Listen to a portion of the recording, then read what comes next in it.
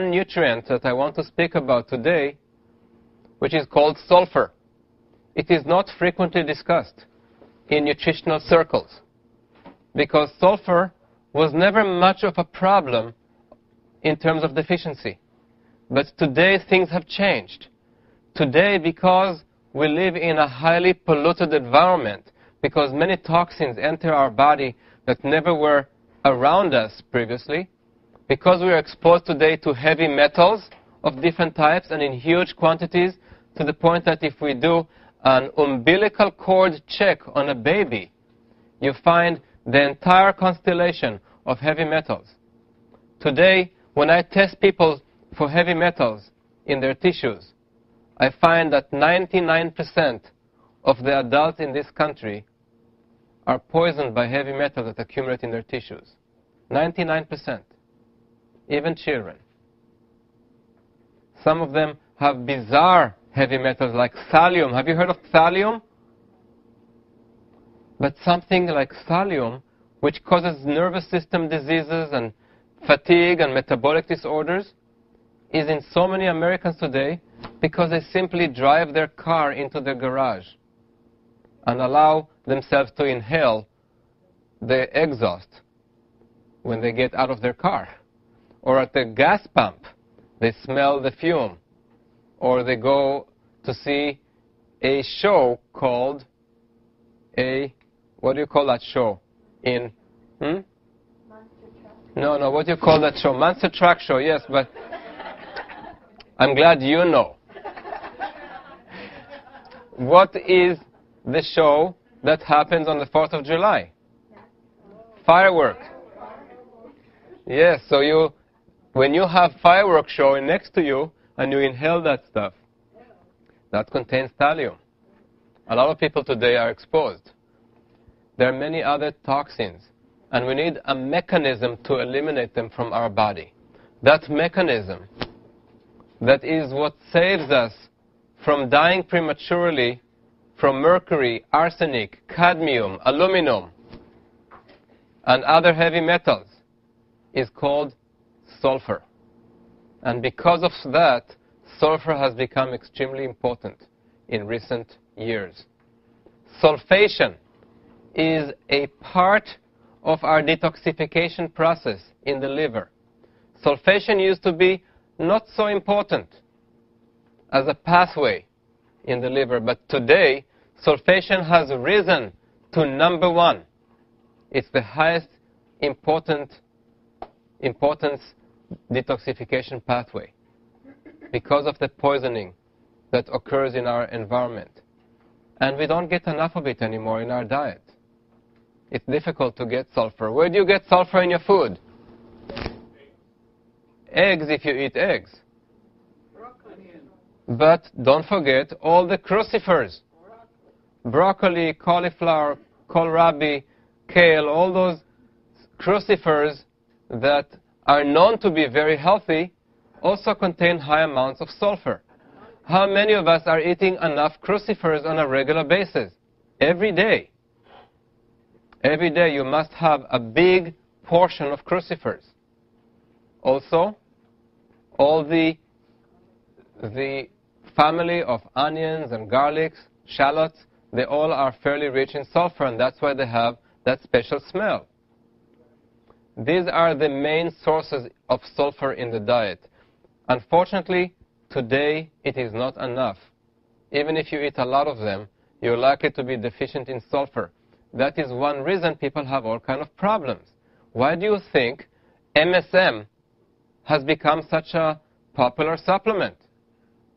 Because people are deficient in sulfur. So they easily develop cartilage problem, joint degeneration. And they go for MSM, which helps them. But MSM is fairly expensive as a supplement.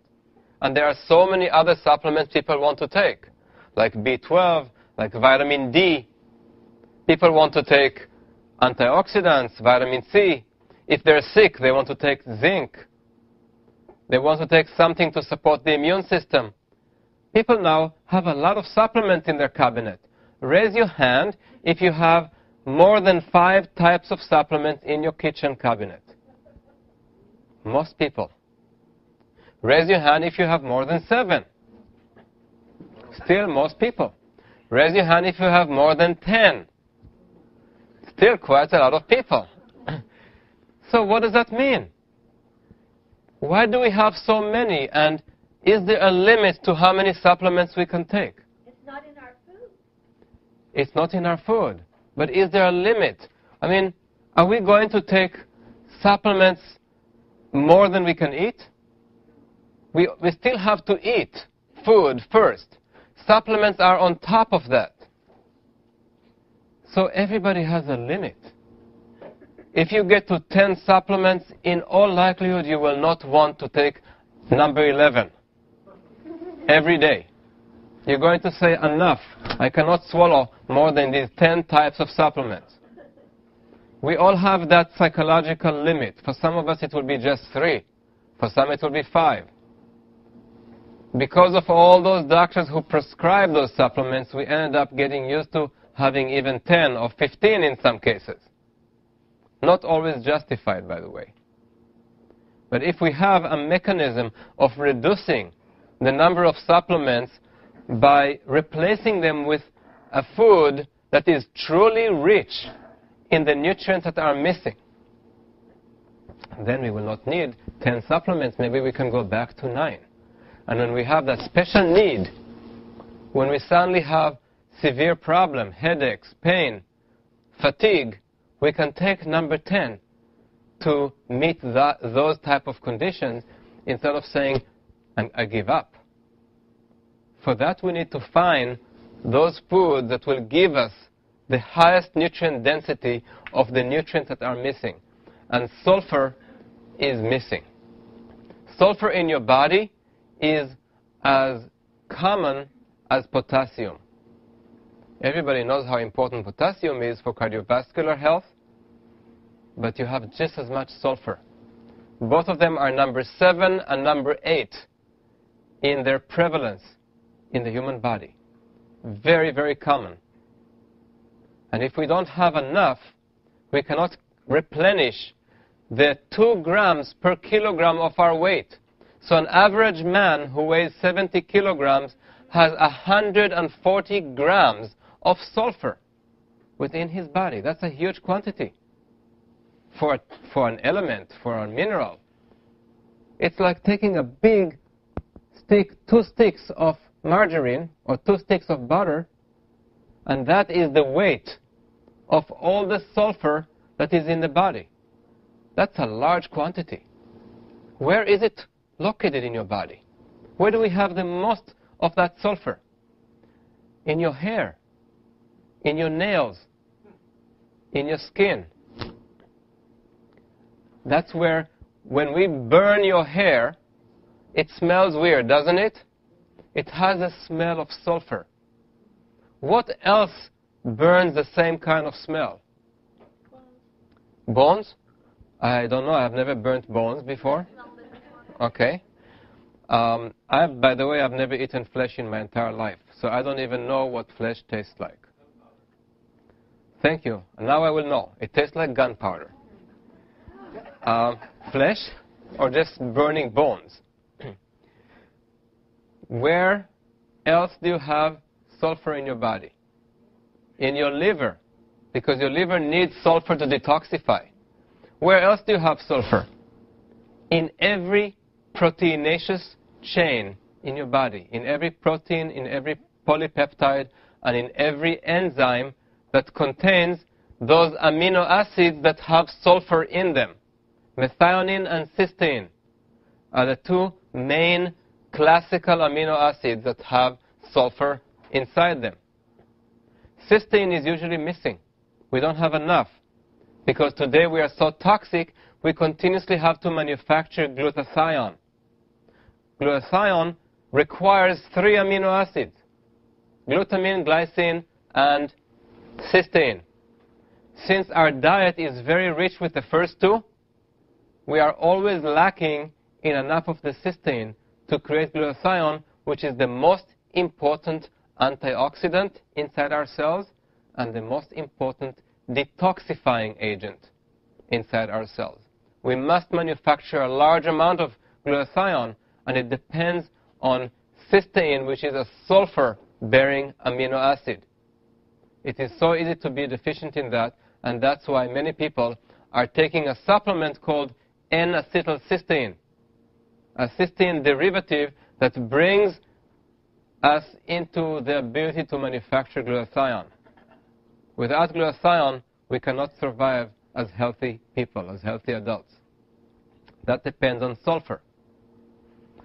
Why are eggs so rich in sulfur? Yes?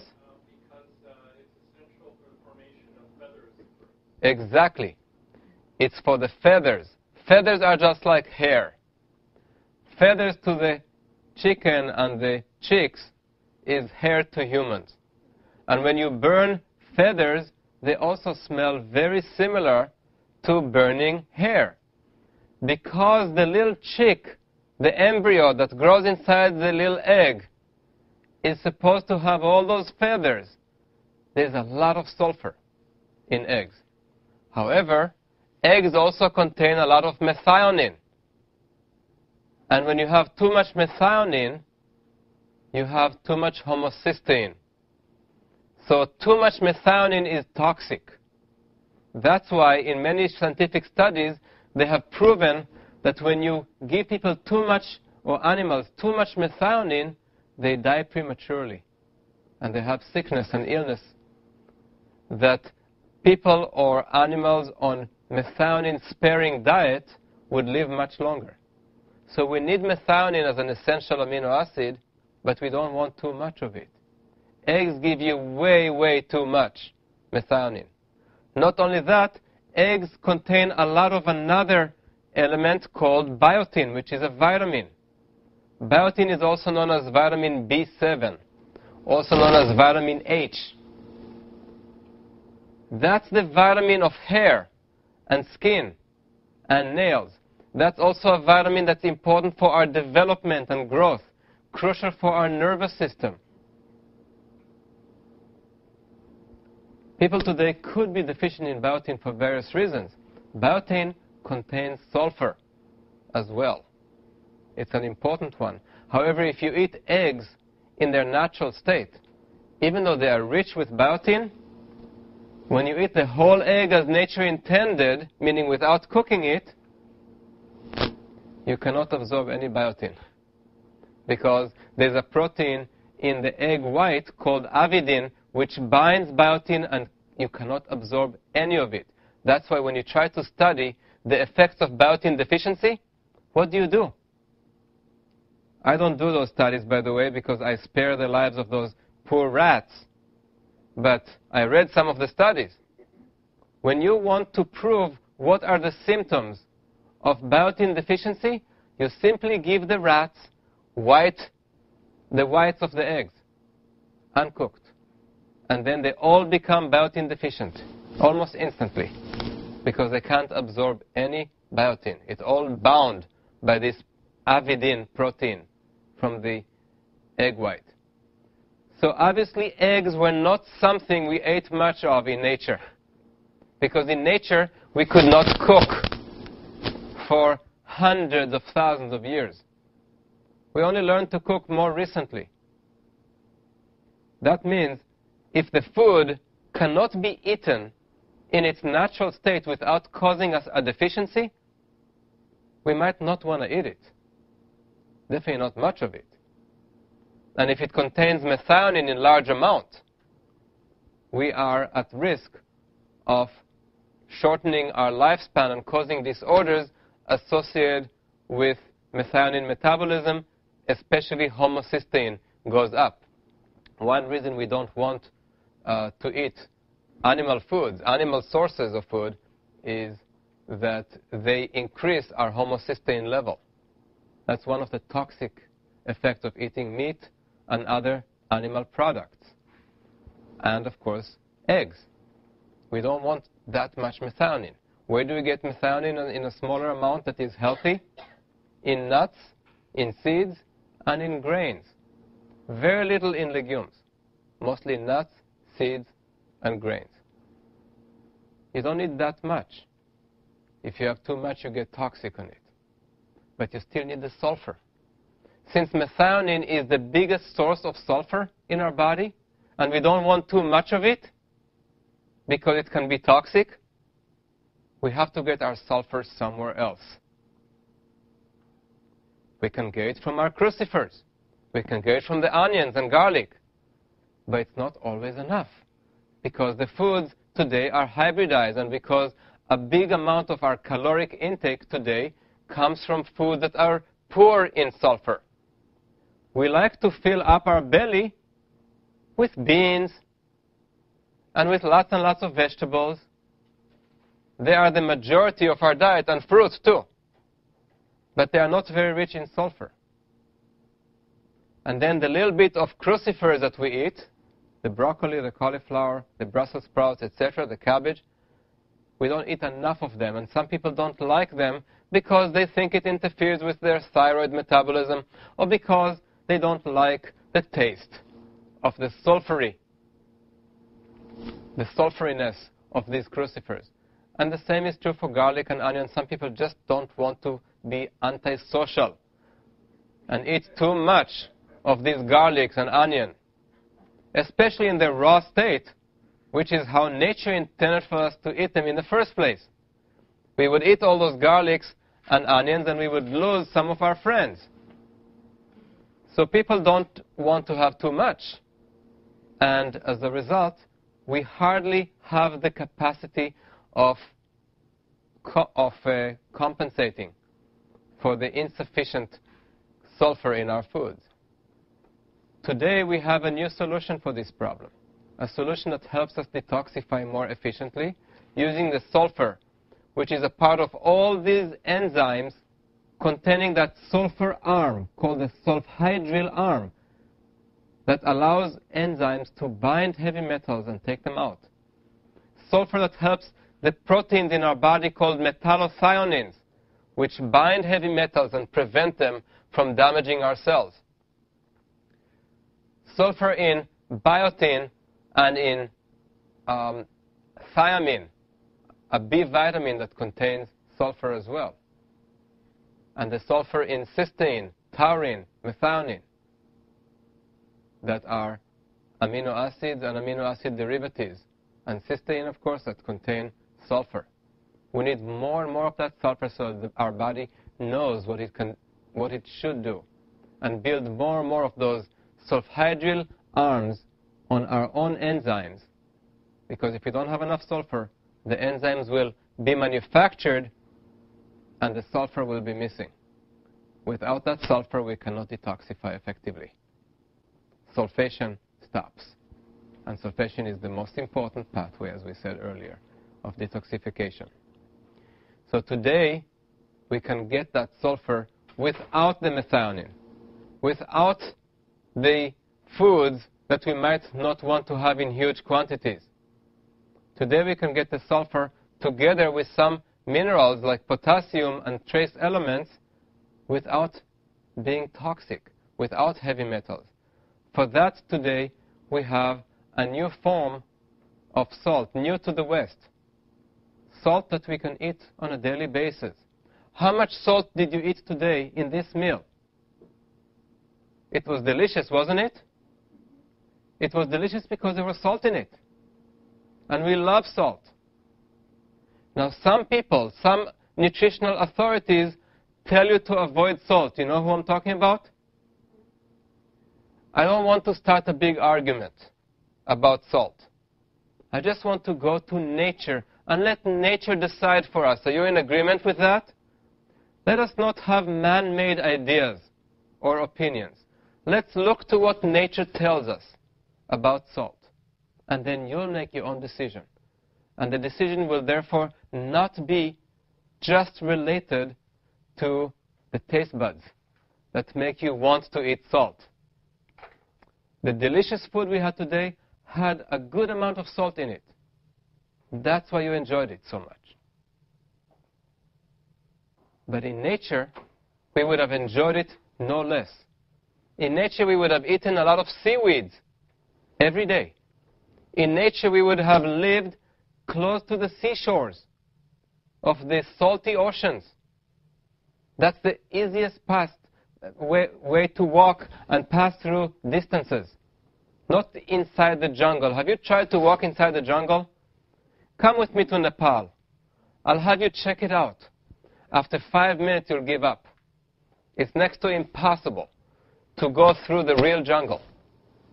So humans, for many thousands of generations, lived right next to the seashore. That's where you can easily walk. There are no jungles there. And that's where you can eat a lot of seaweed that are continuously washing over the sand. And they are so salty. And we have developed special mechanism to handle that salt. First, we have salty tears. Second, we have very salty sweat. Third, most of that salt is utilized in our adrenal glands. And we have special hormones that help us keep the salt in a healthy level as we urinate or as we use the salt up for our different physiological functions. All of our cells require sodium chloride for interaction, for passing signals in and out of the cell. So if somebody tells me not to eat salt, when I'm sweating salt and crying salt, I have to be suspicious. I have to look at nature and say, why are they saying that? And if I look at elephants and I look at other animals in nature that have a similar situation, they all are looking for salt. Elephants close to my place in Thailand are going into the lowlands and standing on 1 foot, having their entire body's weight on 1 foot. That's 4 tons on 1 foot, so that it would sink into the earth. And then heavy, sulfury liquid percolates upwards so that they can drink it straight from the hole. They love the salt. Other animals are going and licking rock salt. Why are we so different? Only because some people told us that salt is bad for us? And then we drink so much water, and we dilute the salt in our blood, and we end up with poor electrolyte balance in the circulation, and we end up fatigued too easily, and we end up unable to handle stress because our adrenal glands suffer. We need the salt. We don't want the table salt that is highly refined. We don't want something white that contains nothing but sodium chloride, but we do want a natural source of salt that contains a whole array of trace elements as it occurs in nature. So we are going to the ocean and we are dehydrating the water of the ocean to get some salt. And you buy all those pink salts from here and black salt from Hawaii, and you get Celtic salt from the ocean, and you get pink salt from the Adriatic Sea. And you are being told, since you are Americans, nobody expects you to know geography very much. So they're telling you, this is salt from the Adriatic Sea that is so pristine. And you believe it, because you're good consumers. And it has on it a word that's holistic or natural. And immediately we resonate with that and we buy it. But do you know where the Adriatic Sea is? Have you heard of the Mediterranean? And all the sewer that goes into it from all those countries surrounding the Mediterranean basin? Many of them are not very developing countries. Many of them have no sewer control. All the sewer is pumping in huge quantities through the Nile River, the Danube, Italy, Spain, Greece, all the proud Balkan countries, what used to be Yugoslavia, Libya, Algeria, Morocco, Tunisia, Lebanon, Turkey, and the Black Sea with all the toxins of Europe coming in from the Danube, the blue Danube, that is not so blue anymore. All those toxins are now in the Mediterranean Sea. I grew up on the Mediterranean Sea, swimming next to the sewer pump that came out right next to me. Right? But it was considered safe. You don't notice it, right, as a child. Sometimes you wonder why you have those weird bacterial infection on your skin. I remember those too. I will not eat any salt that comes from that environment because it will have many pollutants in it. And the oceans today are so polluted that even if you dehydrate natural sea salt, natural ocean salt, it is highly polluted. It's next to impossible without costing an arm and a leg to make a separation between the heavy metals, the pollutants, and the natural salt and the natural minerals that are useful to our physiology. That's why people are now looking for the Himalayan salt. We are flocking to the Himalayas. Why? Because the Himalayas represent salt rock that has been formed 300 million years ago under the Tethys Sea, the ancient ocean that surrounded Pangaea, the agglomeration of all of today's continents.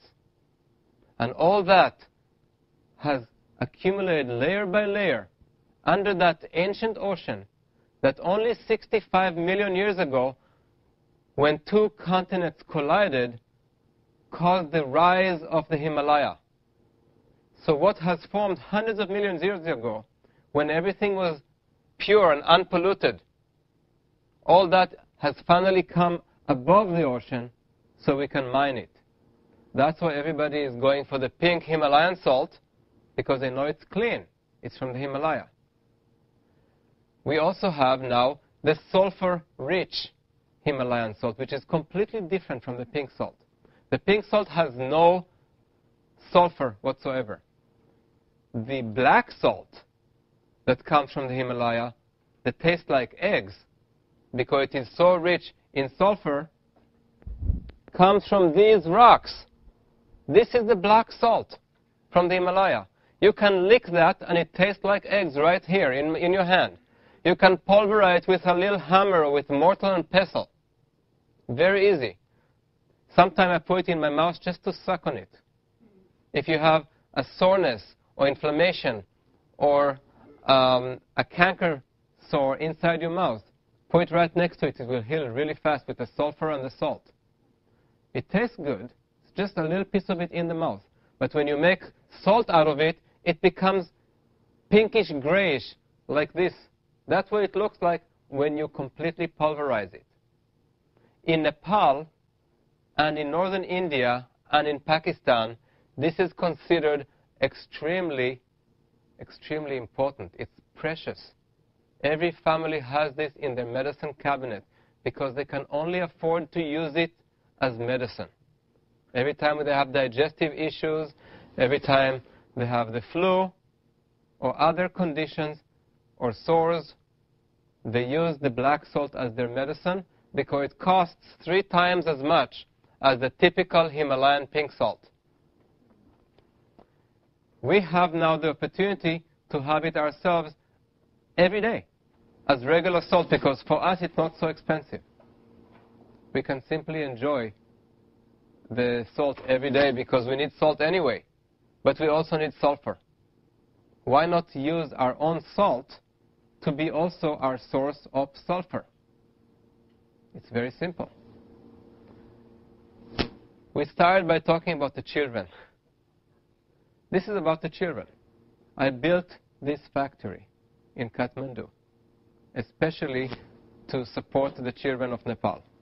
All the profits from this go to support the children in our schools and orphanages, daycare center, child care centers, community care centers, and elderly care center, which we're now starting to build as well, so that the children and the elderly can take care of each other.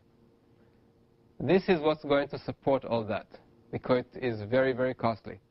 This is the salt that I eat every day because I want my sulfur that I wouldn't be able to get in sufficient quantities otherwise.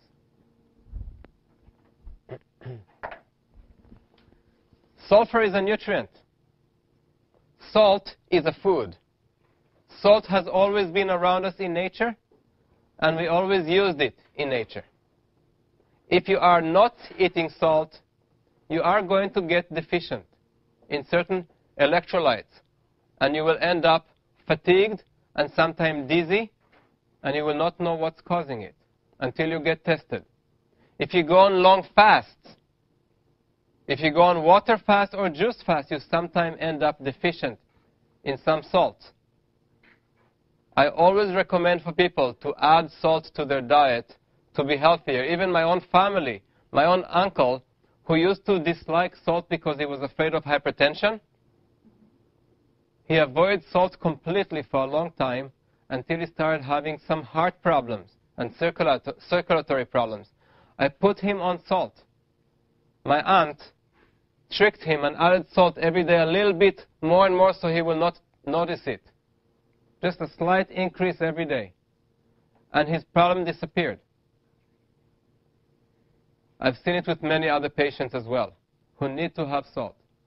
I'm so happy now that we have a salt that tastes like eggs, that makes a sandwich taste like egg sandwich, that makes a salad taste like egg salad, that makes an avocado with black salt taste exactly like an egg salad.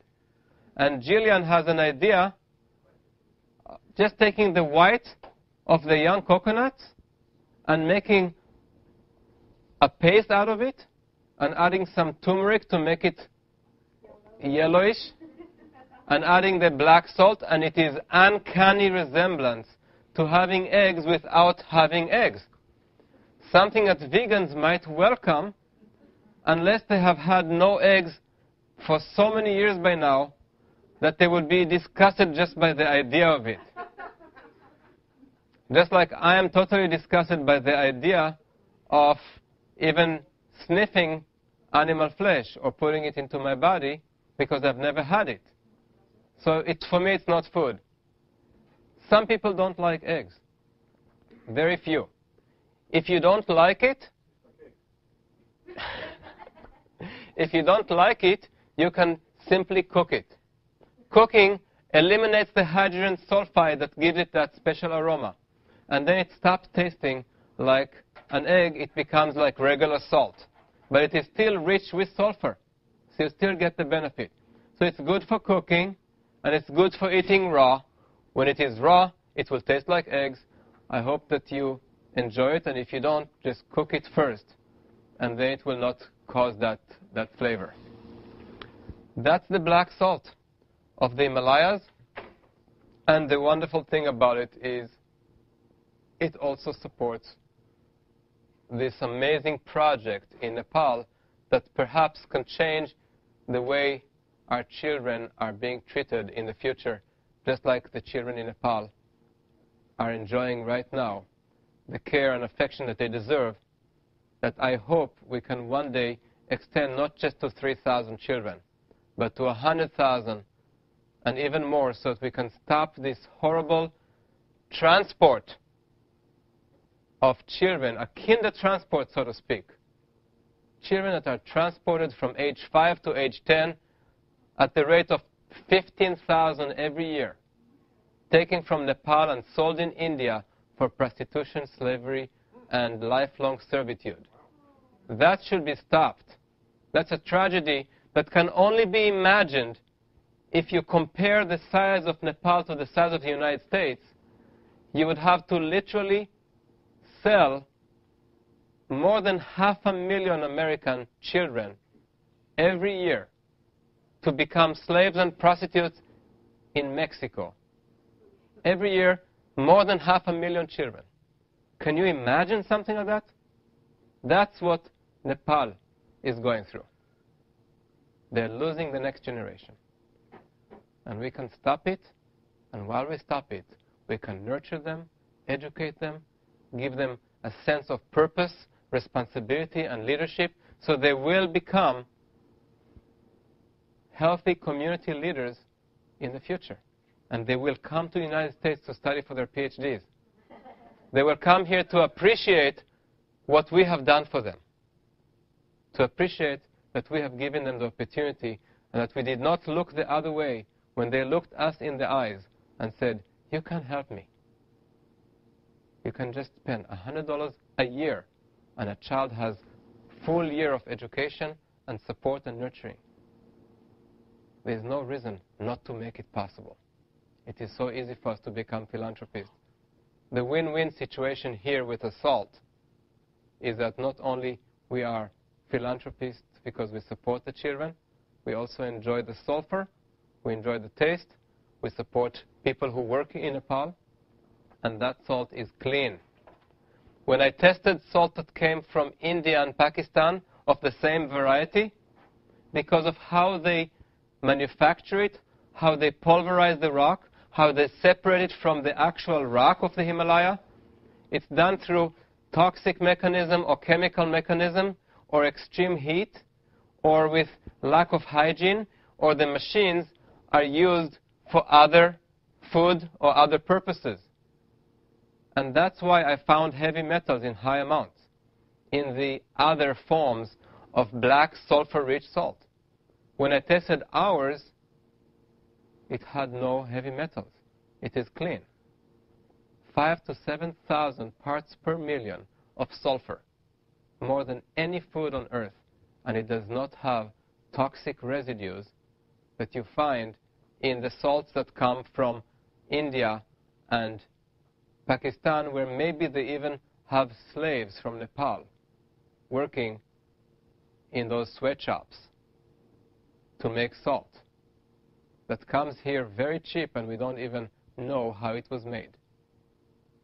It's nice to know that it's coming from Nepal with a dedicated equipment where there is no leaded paint on the machinery, where the machinery is entirely used just for that purpose, and that the factory is approved by the Nepali government, certified to export salt. And also we now have the papers from the FDA to import it to the United States. 100% of the Nepali profits go to support the children of Nepal. And it supports your health at the same time.